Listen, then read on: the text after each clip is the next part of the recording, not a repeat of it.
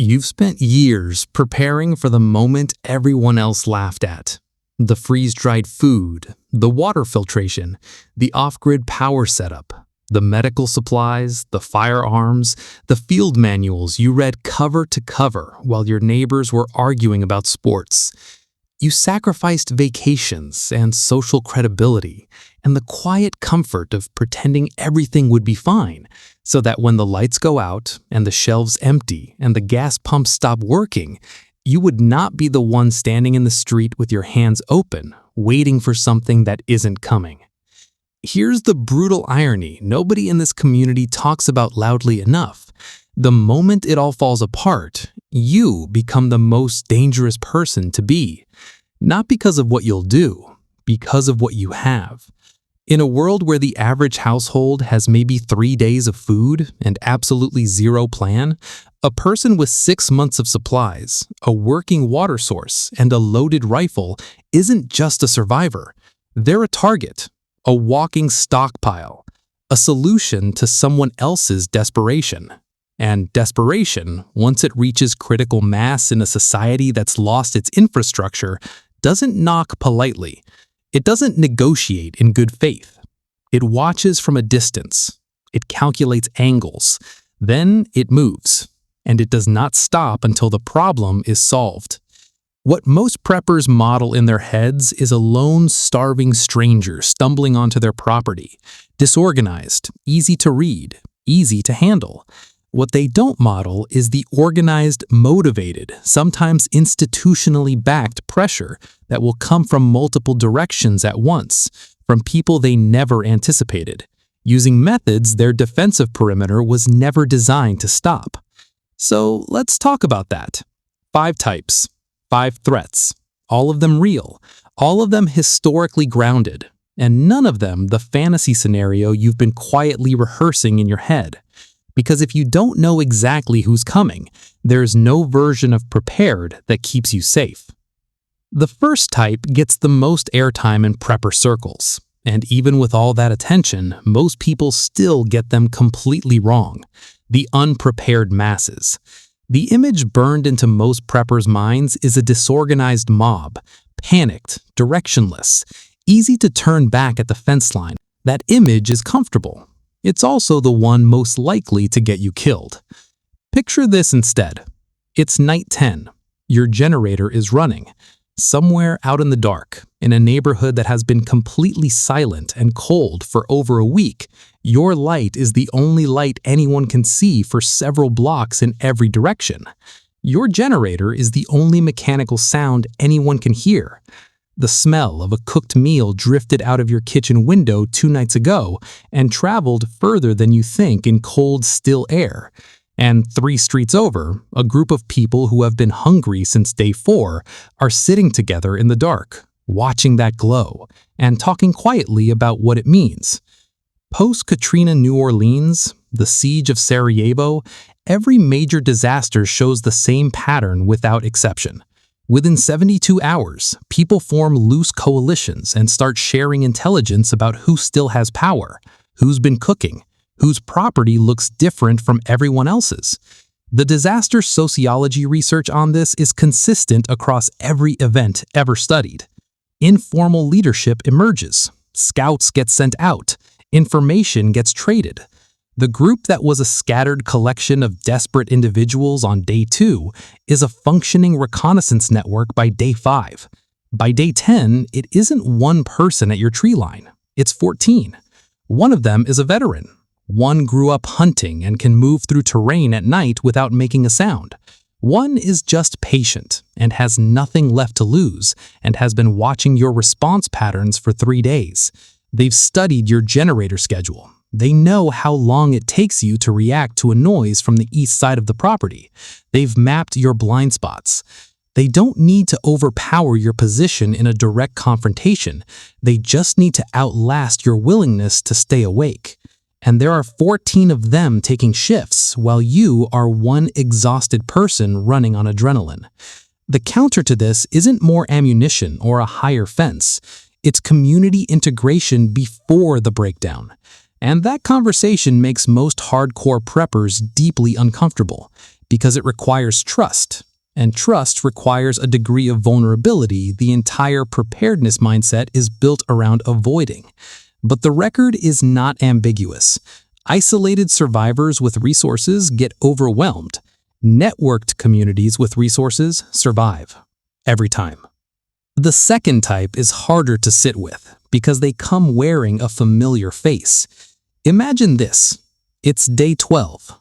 You hear a knock at the door. Not aggressive, not frantic, just a knock. You open it, and standing there is your neighbor, the one you've lived 20 feet from for 4 years, the one whose kids used to wave at you from the driveway. His wife is standing behind him, arms crossed over her chest, eyes hollow. Their daughter, maybe 7 years old, is gripping his hand and has clearly been crying for a while. He doesn't launch into a speech. He doesn't need to. You already know exactly why he's there. And the worst part is that somewhere under the fear and the calculation, you don't entirely blame him. You thought you were discreet with your preparation. You weren't. Almost nobody is. That bulk food delivery 2 Septembers ago that sat on your porch for 40 minutes, the water storage containers you carried in on a Saturday morning while 3 different neighbors were outside, the casual mention at a block gathering that you were getting more self-sufficient these days. None of these moments felt significant at the time. But information about who has resources is exactly the kind of thing the human brain files away without conscious instruction. Because some deep wiring in us always tracks who has what, and that wiring becomes the entire operating system the moment genuine scarcity arrives. When these people come to your door, they will not come as threats. They'll come as exactly what they are. People you have a real history with. People with children and elderly parents, and legitimate terror in their eyes, carrying the most powerful leverage that exists. Your pre-existing relationship with them, your knowledge of their faces, your memory of normal times. None of your tactical training touches that, because this was never a tactical problem. It is a human one. The people in this community who have genuinely wrestled with it will tell you the same thing. The decision you make at that door must be made in advance, before the face is someone you recognize, before the child is someone whose name you know. Because the moment the emotion is real, the decision has already been made for you. If you give, you signal that giving is possible. The line becomes an expectation, and expectation in a community with nothing becomes indistinguishable from demand. The security failure that leads to this moment didn't happen at your door. It happened years earlier, in small, unremarkable moments you never thought twice about. The third type is the one that makes veterans and experienced law enforcement go quiet when it comes up in serious preparedness discussions. Organized criminal networks. These are the only group on this entire list that will be genuinely professionally prepared to do exactly what they do before the grid-down scenario ever begins. They are not improvising. They are not reacting. Cartel-adjacent structures, prison gang networks, organized crime operations with territorial reach, these organizations already have logistics chains, communication protocols, enforcement hierarchies, and detailed geographical knowledge of the areas they operate in. The breakdown doesn't build them from scratch, it liberates them. It strips away the law enforcement friction that kept their operational tempo manageable and places them into an environment where their organizational superiority over unprepared civilian populations becomes nearly absolute. What separates them from every other threat on this list is discipline and patience. They don't kick in doors like amateurs running on adrenaline and panic. They conduct surveillance.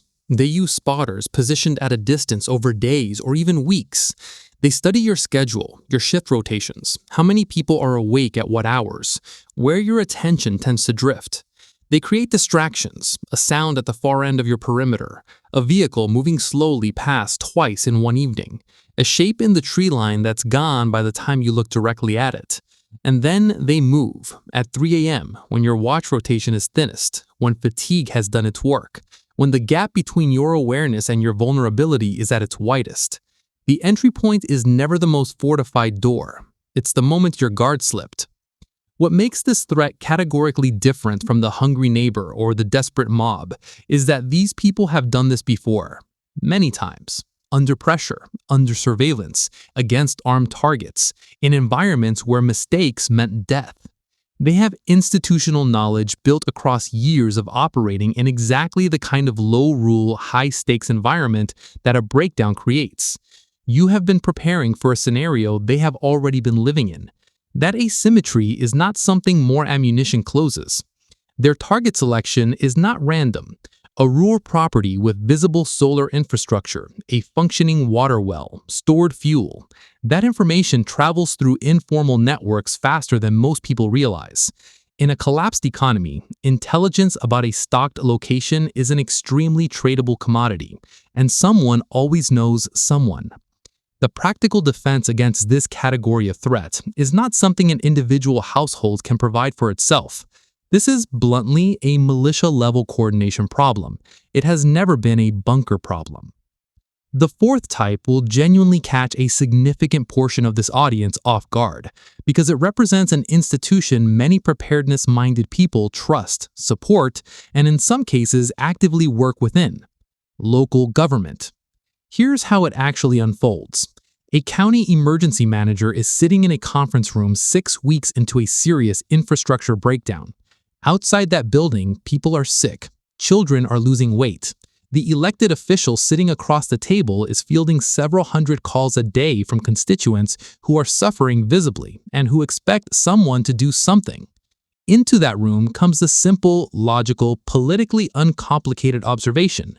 We know there are households in this county with months of stored supplies. We have a legal framework that authorizes action. We have a moral argument that will resonate easily with a population in crisis. And the people we're talking about, the prepared ones, are few in number and largely isolated.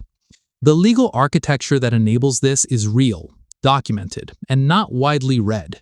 Emergency power statutes at federal and state levels, including FEMA's National Defense Resources Preparedness Protocols, grant government authorities the ability to commandeer private property during declared emergencies, including food stores, fuel, medical supplies, and firearms. This is not fringe theory, it is written law. Most people who would be most affected by it have never read a word of it. The officials who invoke these powers won't be the cartoonish government villains that parts of this community spend energy imagining. They'll be exhausted, overwhelmed, genuinely well-intentioned local leaders making brutal triage decisions under impossible conditions, with a suffering public at their backs providing enormous moral and political pressure to act. That combination, legal authority, moral cover, public support, and a clearly identified target population is more dangerous than any cartoon villain because it is legitimate in the eyes of nearly everyone except the people it directly affects. The mitigation here is not legal resistance, which dissolves as quickly as the institutions it depends on. It is dispersal, concealment, and genuine community integration. A prepper who is visibly, identifiably the well-stocked household in a suffering community is a resource waiting to be inventoried. A prepper embedded in a network whose supplies are distributed and cached in ways that resist central accounting is a significantly harder problem to solve. The fifth type is the most psychologically difficult, and understanding it fully requires sitting with some uncomfortable truths about what sustained pressure does to people you genuinely love. These are the people who started the breakdown alongside you, your prepper group, your mutual aid network, the small, carefully chosen circle of people you actually trusted, who shared your worldview, who helped you build your stockpile, who swore the same private oaths about looking out for each other. The fracture patterns inside prepared groups under real long-term stress are among the most consistent findings in the entire literature on siege survival. Sarajevo, the Leningrad blockade, Argentine households during the 2001 economic collapse. The details differ. The arc is always the same. It never begins with betrayal. It begins with a decision that seems manageable at the time. Who eats how much during a shortage week? Whether the family member who arrived unprepared gets a full share or a partial one. How much risk each person is expected to absorb in a defensive situation. These questions are easy to answer correctly when supplies are adequate and morale is intact. They become something entirely different at month 3, when reserves are below projection and someone's child has visibly lost weight, and the people around you are armed, exhausted, and watching each other very carefully. The trigger is almost always perceived unfairness, and genuine scarcity makes fairness nearly impossible to maintain, because when there's not enough, every decision that helps one person costs another. The answer is to treat the social infrastructure of your group with the same seriousness you treat your physical stockpile. Build decision-making protocols before you need them. Define scarcity procedures explicitly in advance, with everyone present and in agreement. Groups that do this work consistently outlast groups that rely on assumed goodwill to hold them together when things get genuinely hard. Assumed goodwill is not a system, it is a feeling. And feelings have a shelf life that is almost always shorter than the crisis testing them. What all 5 of these threats share is the same truth. None of them attack your logistics. They attack your social position, your visibility, your isolation, your institutional exposure, your internal cohesion. The preps in the basement are only as secure as the human environment surrounding them. The people who survive long-term breakdowns look far less like the fortified lone homesteader and far more like the quietly embedded community node. Known as reliable, not known as stocked. Resources distributed rather than concentrated. Relationships built before they were needed. Human threats modeled with the same seriousness as physical logistical ones. The uncomfortable truth that this entire community dances around is that survival has always been a social problem dressed up as a logistics problem, and no amount of gear changes that.